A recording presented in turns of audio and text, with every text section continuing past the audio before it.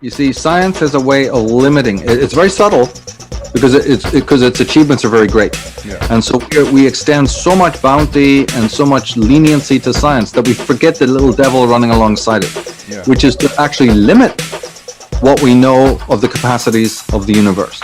So I am open to laws of attraction, all those things in a certain sense, because I refuse to limit the possibilities of the universe. Yeah, exactly. And as an astrologer, I'm an astrologer as well, and everyone thinks astrology is hogwash.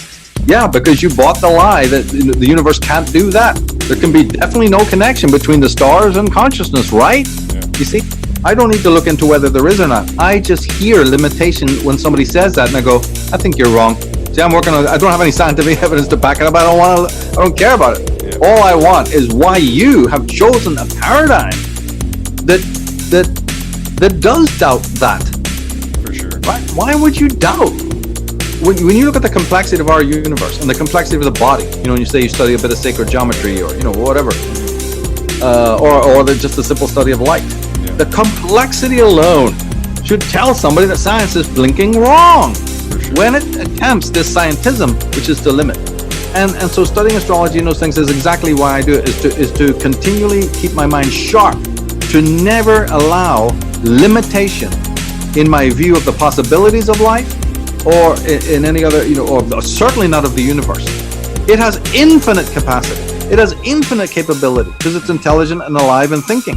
And therefore, then if that is the case, Atlantis is possible and astrology is possible, and you being alive to talk about it with a consciousness that's that evolved is possible. Why limit anything? For sure. But coming more honing down on the point is that, you see, my issue has never been really with the law of attraction itself or any of these sort of prosperity cults. I see them for what they are, right? But I must think positive cult only has one flaw in my opinion. Who is the I that's meant to be thinking positive? So when you say, I must think positive, and all these millennials are jumping in and thinking it's the greatest thing, because in a one way, don't you see, it is a kind of a pseudo-heroism. Those young people are attracted to those books and attracted to that thing because in one positive way, they're looking to change their reality. Right. And you can't fault that. But they need the psychological component, which is never pointed out in these books because of the darker side of what those books represent. And that is, who is the I that's thinking positive? Isn't the I? Well, yeah. So how does the I change the I? Don't know. Why are there even two eyes suddenly appeared? There was just one eye for a minute, and now you've introduced a metaphysic of two eyes. Oh my God. We're back to Immanuel Kant. We're back to the deepest philosophy. That means there's two selves, one listening, but the listener must be also a speaker. Well, so is the other one. So they're almost identical, yet different. What is going on? Well, we're into philosophy and the nature of actual consciousness. And the consciousness is not only a duad. The blinking Egyptian says you got 12 cells. Oh, well, come on, Michael. When does this stop? So this is wow. Jung said you got how many? 9, 10, 11, 16, 14, 600 archetypes, inner guides? Wait a minute.